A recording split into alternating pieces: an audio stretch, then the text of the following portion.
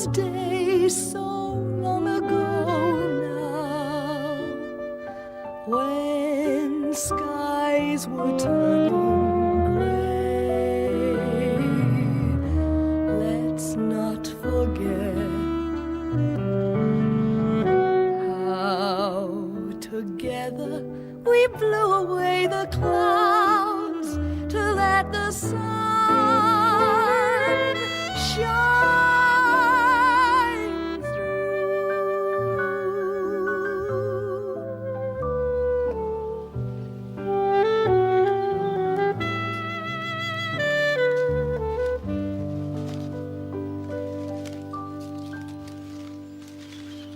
Below the peaches in the glass house at Chiltern Gardens, rows of spring cabbage make sturdy progress.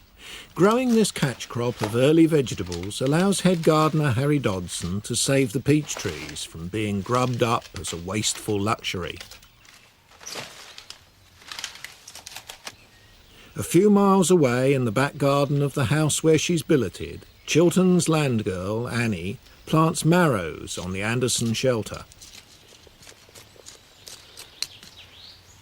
But for many in 1941, this crude structure was more than an extension of the vegetable garden.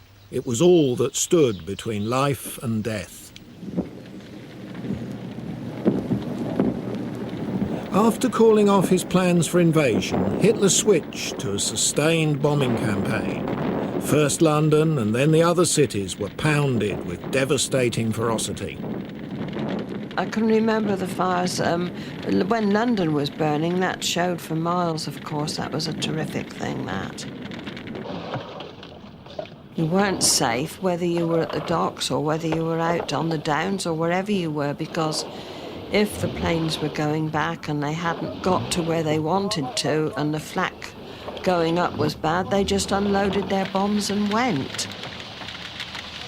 But we were lucky here, I suppose, from the point of fact we were out in the country and we were quite a way out of the towns.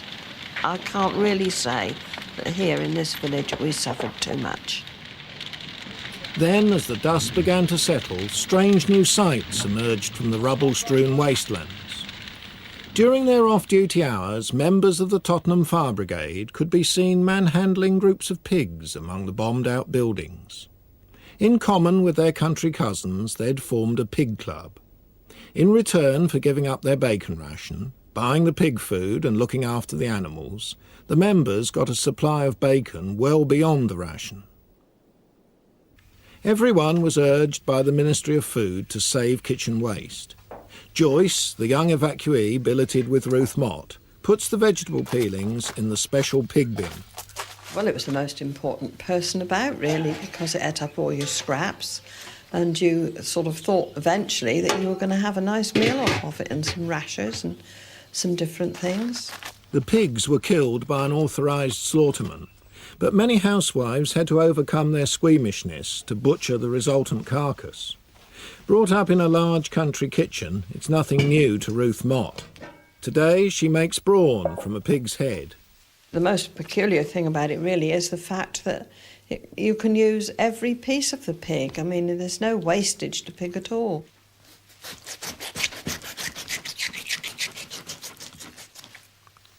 The only thing you basically can't use out of the pig is his squeak. I like brawn, but I do like to have made it myself. I wouldn't eat anybody else's. I like to know that his ear's been cleaned out properly and his nose has been blown and, you know, that his eye has been taken out.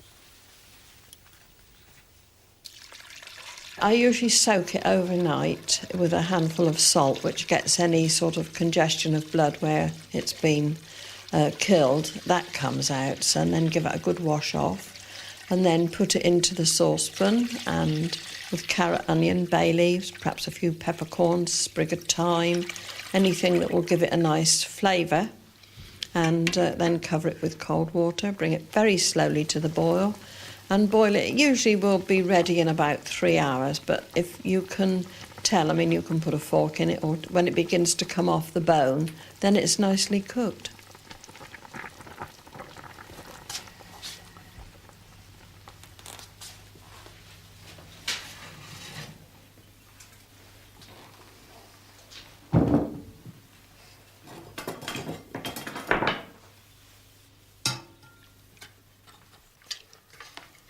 We've got half a tongue because we only had half a head. So we've skinned that and we'll chop that up to go into the brawn as well. And with that, we also boiled a little bit of shin to give it a little bit more meat, because pork heads, pig's heads are very, very fatty. So they're very, very rich. So you have to put something else with them to try and make it more, well, digestible. Well, you just put the head in its right position and start from the back of the neck. It doesn't work so well the other way, but then you get this nice stretch of skin. And if you've cooked it nicely, you should just be able to run your fingers underneath it and lift it very carefully off. We don't want to take any fat or any meat off with it because we want to keep it all as intact as we can. And that is the best way to do it. And don't let it get too cold before you try to do it. Otherwise it adheres to the head and you can't move it. So you want it really almost as hot as you can handle it.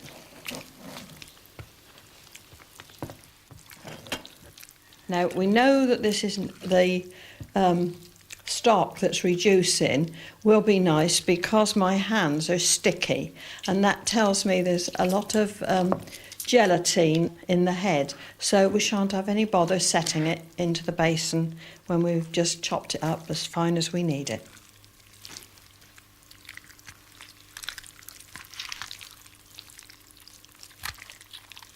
Oh, I love doing it. It's great. There's lots of worse things to do than this. The chitlins are much worse than this, I assure you. We're now going to pop it into the bowl, which has been stood for about an hour in very cold water, which seems to make almost like a skin round the bowl so that it will turn out nicely. And I like mine done this way because I don't like too much jelly in it. The jelly is very nice, but it's the meat you really want. You see too many lumps of fat together, just push them around out of sight somewhere.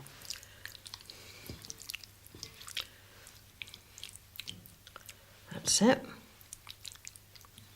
And we're just going to strain some of the reduced stock down into here. And what I do with mine, I do that so that you can hear it glug nicely down to bottom. And then fill up again till it comes up to the top of the meat.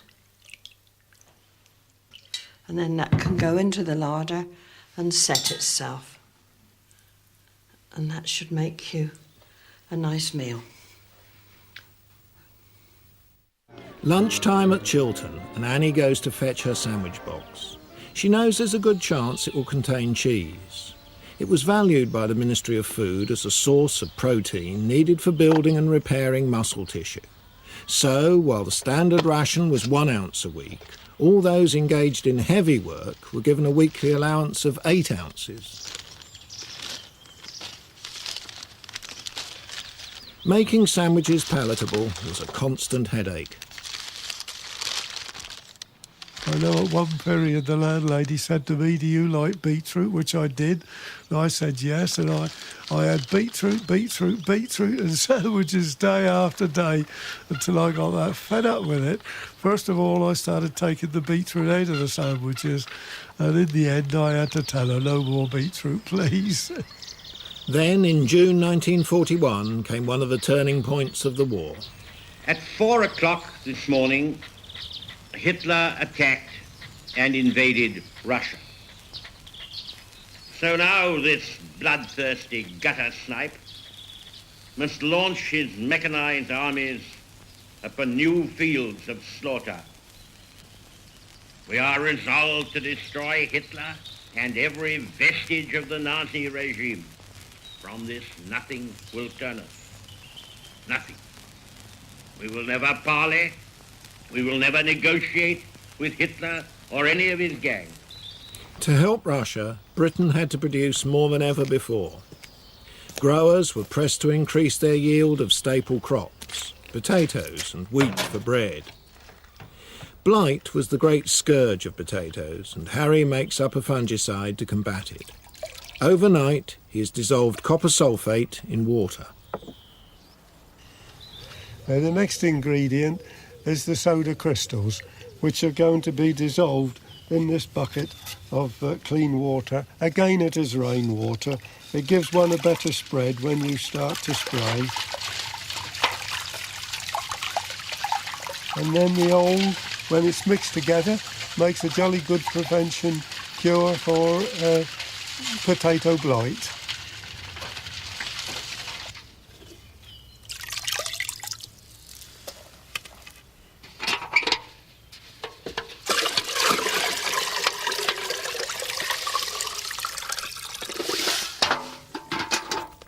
This old recipe produces a spray known as Burgundy mixture. Its name comes from its discovery in France as a treatment of mildew on vines.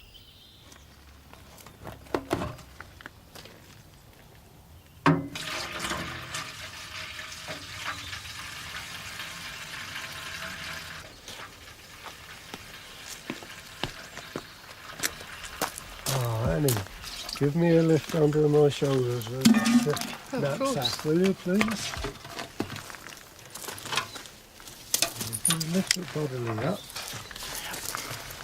That's my arms through that. Yeah. Yes, that's strap. That's right.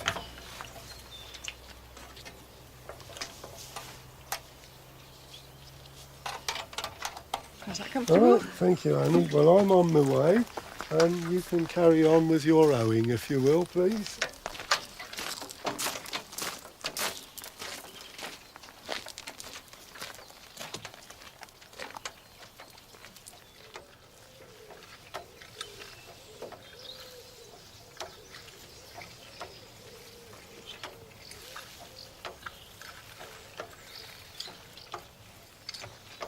This old knapsack sprayer is very heavy to wear. It's a burdensome bit of equipment and it doesn't fit nicely and comfortable to you. That coupled with the weight makes it after a time very uncomfortable, and about an hour to 2 hours at the maximum is the length of time that I would care to use it.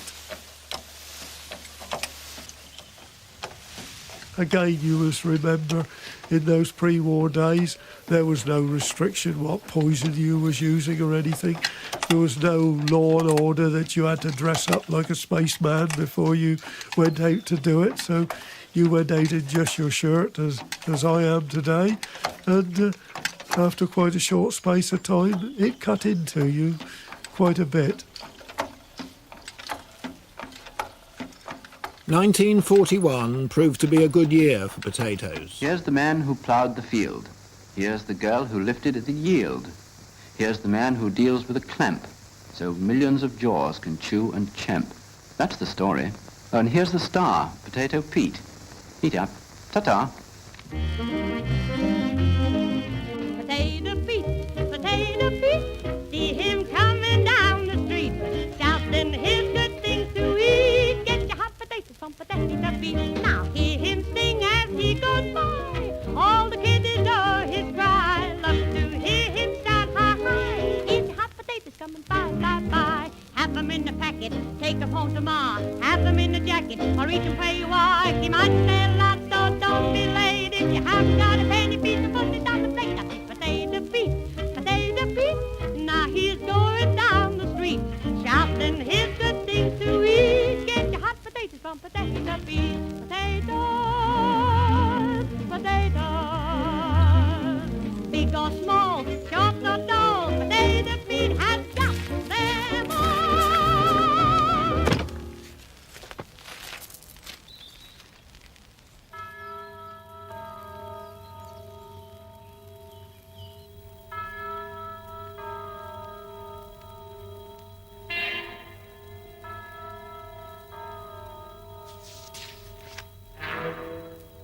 Appointment with fear.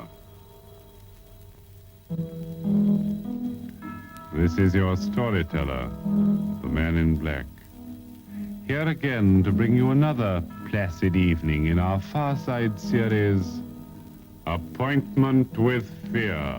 One enterprising collection of recipes gathered together contributions from famous people. Agatha Christie submitted one entitled Mystery Potatoes. 6 good-sized potatoes, 4 tablespoonfuls of cream, a little margarine, 10 anchovies. Bake the potatoes in a moderate oven. Then cut them in half, remove insides and mash them with the margarine.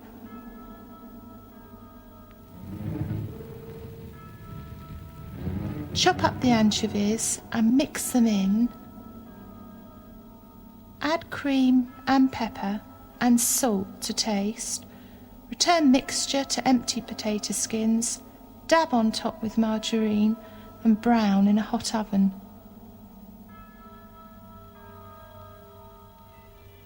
Slowly, very slowly, you begin to realize it's a room you've never seen. Storing potatoes is tricky.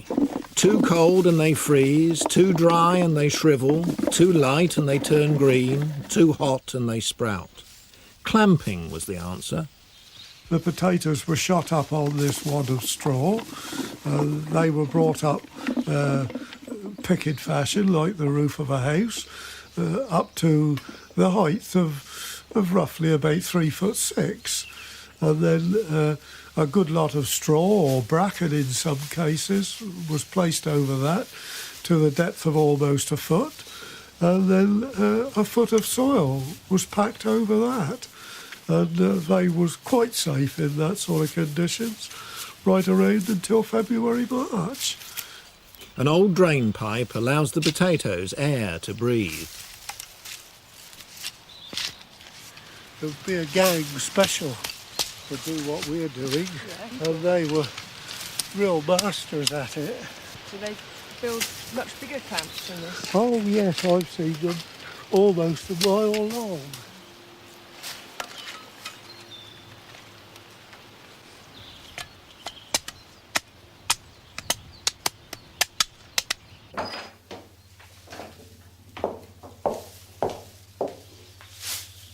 Mrs. Mott, I've got the hay. Thank you. Oh, that's nice. That's Tinker Tailor hay, isn't it? Straw or hay were also put to good use in the kitchen with the revival of another old practice.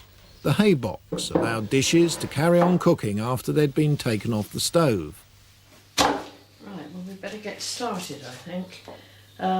Give me some handfuls of, not too much, that's right, because we've got to pack it a bit in the bottom just to start off with.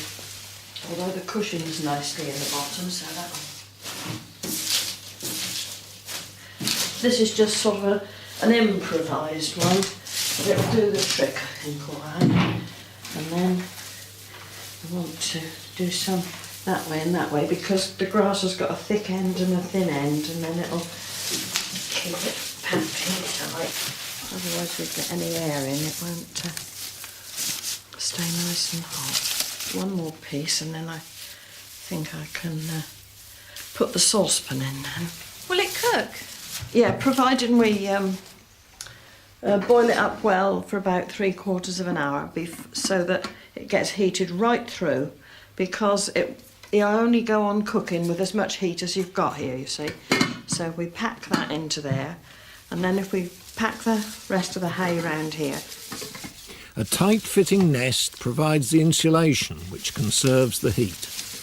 You can do porridge and that like this as well, you know. Really? Oh yeah, rice pudding and anything that wants a long, slow cooking will do fine like this.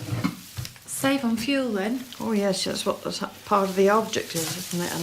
And that cooks while you're going to bed.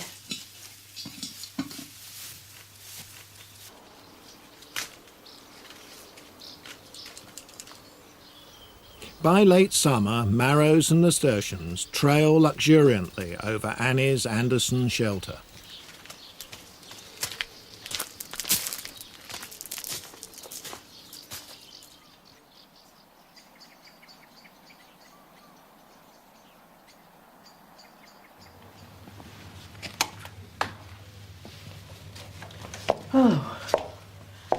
bus is always late. So hungry. Will you start and lay the table then, and I'll go and see to this All right. old hay box and see how we're doing over here. A wartime instruction book lists the advantages of the hay box. The cheapest cuts of meat are rendered tender, no nourishment is lost, no food can be overcooked or burnt, and the flavours are much improved by the slow cooking.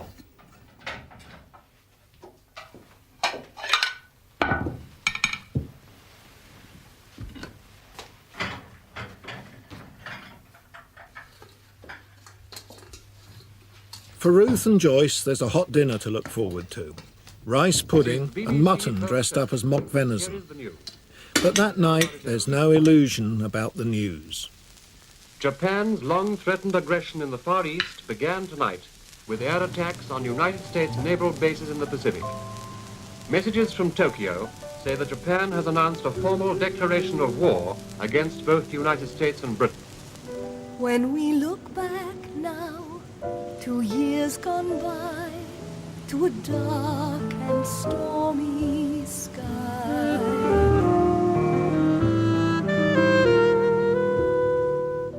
do you remember how we survived? Come rain or shine, it turned out fine.